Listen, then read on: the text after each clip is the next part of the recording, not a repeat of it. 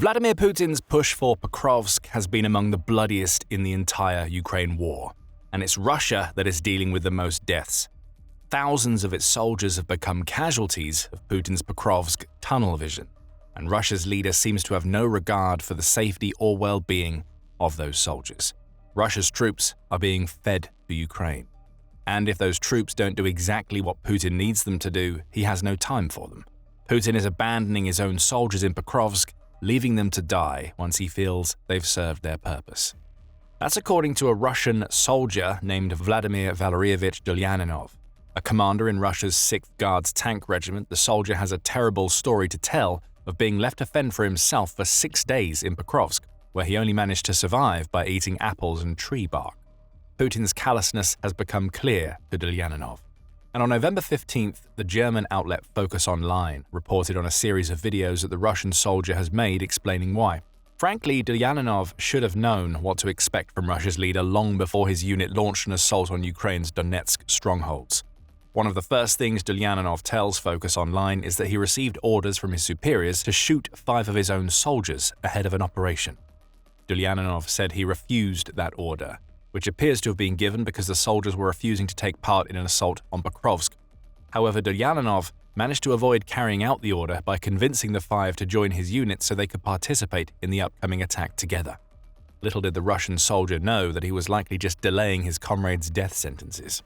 When the time for the assault came, Dulyaninov quickly learned that Russia's top brass had failed to provide almost anything that his forces needed to have a chance of success. The 6th Guards Tank Regiment had no tank support, and the supplies it took into battle were minimal. Ukraine's counterattack devastated the unit, leaving Dulyaninov severely wounded thanks to multiple shrapnel wounds and a leg injury that forced him off his feet.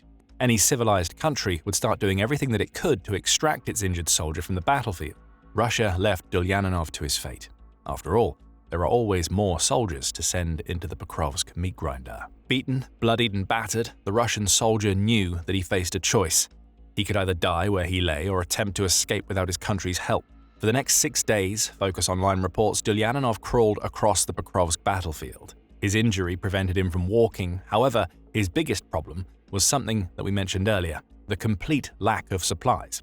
Dulyaninov had some of his comrades with him, and they survived on a handful of apples and by eating tree bark whenever they could.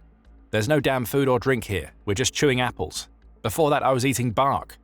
The supplies here are awful," Dulyaninov says. That's hardly news for anybody who has been following Russia's mismanagement of supplies since the beginning of the war. Food is often in short supply for its soldiers as Russia either attempts to cut costs or fails to push supplies to its troops in time for them to launch their ill-fated assaults.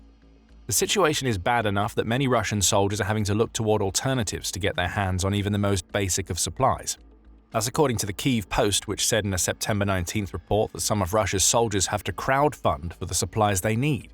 Gas canisters are not issued. What we get is canned meat, grains, and cigarettes, and that's it, nothing else. The rest we have to buy with our own money, or people send it from home, the outlet reported a Russian soldier as saying during an intercepted call. It seems like Russia's forces face an either-or situation. In Dulyaninov's case, his unit at least must have had some gasoline, especially as it operates tanks, but that clearly came at the cost of food. As for the unnamed Russian soldier in the intercepted call, they get food but nothing that can actually help them fight against Ukraine. Both situations are desperate, and both highlight just how little Putin cares about the soldiers he sends onto the front lines. They're little more than cannon fodder to Russia's leader, which is why they can be sacrificed and abandoned in Pokrovsk. Other Russian soldiers have it even worse than Dulyaninov. In a sensational piece published by The Express in April, claims were being made that Russian soldiers were starving to the point where some of them were resorting to killing and eating dogs just to survive. The outlet posts a snippet of a conversation intercepted by Ukraine's military intelligence agency, or HUR, that involves a woman who has acquaintances serving in Putin's military. "They've been sitting in a dugout for 2 weeks. The food ran out. They ate whatever they had," the unnamed caller said. Another intercepted call, this time provided by Ukraine's Security Service, or SBU, saw an unnamed Russian soldier tell a comrade, "It's all Ukrainians are beating us like kids. We eat dogs. There's no food. Today we ate a Yorkie, a Yorkshire Terrier." There's only one conclusion to draw from all of this. Russia isn't supplying its troops with what they need, and that was especially the case for Dulyaninov, who was forced to survive on whatever he could find as he attempted to get back to his Russian base near Pokrovsk. Somehow, the Russian soldier survived. He even managed to crawl so far that he reached a position of Russia's 24th Brigade, where he thought he could be rescued and evacuated out of Pokrovsk. Dulyaninov was wrong. All the soldier discovered upon reaching the base was that his unit hadn't even attempted to evacuate him when he was injured. He had been well and truly abandoned on the battlefield, with his unit simply reporting him as missing instead of trying to find him. That realization led to a bitter proclamation that Dulyaninov made to focus online. The wounded aren't evacuated, they're just left to die. That's what happened to Dulyaninov, but he somehow managed to survive. And once he was able to speak, he had plenty to say about the way his commanders had treated him. The Russian soldier says that his country's new tactic of sending small groups of soldiers with minimal equipment to infiltrate into Ukrainian territory is dangerous. Those soldiers are forced to march for days, often attempting to navigate minefields while under fire. And if those soldiers actually make it to the front line, they have virtually no support. It's the deliberate murder of their own men by Russia, Dulyaninov says, and it's become so bad that Pokrovsk has become worse than the battle that showcased how callous Putin could be about his own soldiers, the Battle of Bakhmut. This is even worse than Bakhmut. It feels like everyone has been sent to their deaths. It's total crap, the beleaguered soldier says. Young guys, damn it, they're dying here, one after another. It's f***ed up.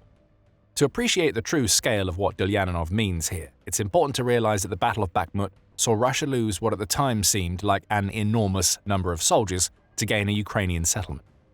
Back in March 2023, when the battle was still raging, The Guardian reported that Russia had already lost up to 30,000 of its soldiers fighting for the city.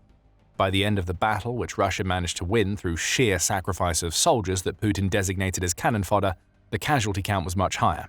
How much higher? In June 2023, Reuters reported that some military analysts believe that Russia had lost almost 100,000 of its soldiers in the brutal battle for the city. As for whether that's worse than what's happening to Russia in Pokrovsk right now, there are several suggestions that it is. Former Forbes columnist David Axe proclaimed that Russia had lost 100,000 of its soldiers in the fight for Pokrovsk between January and October of 2025 alone. Bear in mind that the fighting had been ongoing before the start of 2025 and is still ongoing. In October itself, Ukrainian President Volodymyr Zelensky said that Russia had experienced 25,000 confirmed soldier deaths, the majority of them being in the Pokrovsk direction.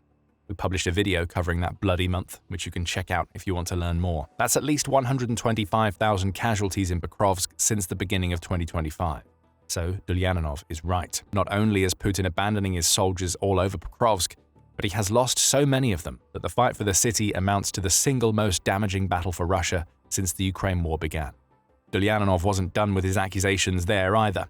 Not only is Putin abandoning all of his soldiers in Pokrovsk, Dulyaninov says, but he's allowing those soldiers to be extorted as they attempt to survive on the front lines. Russia's soldiers are required to transfer between 150,000 and 200,000 rubles each, which amounts to between $1,840 and $2,460, to what is vaguely referred to as a company fund. The donations are supposedly voluntary, though they're really anything but. And Dulyaninov says that Russia's soldiers never get to learn where that money is sent or how it is spent. Worse yet, he claims those who could testify against his superiors have been systematically killed, which means that Russia is quite literally allowing its commanders to get away with murder as it abandons any soldiers who can't serve Putin's purpose. Dulyaninov's story is one of abandonment, anger, and exploitation, but you may also believe that what he reports is an isolated case. Perhaps Russia didn't abandon this soldier to die in Pokrovsk. He may simply have slipped through the cracks, or his colleagues may have genuinely thought he was dead. There are plenty more stories about the horrors that Russia is committing against its own soldiers that back up what Dulyaninov is saying. On the abandonment front alone, the evidence is piling up that Putin keeps on leaving his troops to die. Take what was happening on the Dnipro River Delta toward the end of October. On the 23rd of that month, The Independent reported that Russian troops on that delta were stuck in what the outlet calls a death zone that is patrolled constantly by Ukraine's drones. There, the soldiers starve, much as Dulyaninov did, and they're resorting to drinking water straight out of the dirty Dnipro River. At least the soldiers who are surviving are doing that. Since January, 5,100 of Russia's soldiers on that delta have died, some of them due to starvation caused by lack of supplies. There are plenty of echoes of Dulyaninov's story here. And the odds are that those who are surviving on the Dnipro Delta aren't even going to be rescued or evacuated. After all, Russia has had a very bad record in that department for much of the war. In July 2024, Medusa published an article claiming that even Russian Defense Ministry doctors believe that at least some of the critically injured Russian soldiers who have died on the battlefield could have been saved if they had been given medical attention. The widespread adoption of emergency medical care has been impossible to implement in Ukraine. the doctors say, and Russian soldiers are paying the price. UNN backed this up with an article covering a report from the UK intelligence services that claims that part of the reason so many injured Russians die in Ukraine is that Russia simply doesn't have the time to evacuate them. The lack of armored vehicles and the threat of using unmanned aerial vehicles lead to significant delays in the evacuation of wounded Russian soldiers, the report claims. This almost certainly increases the likelihood of more serious injuries and deaths among those who eventually manage to evacuate through the medical system.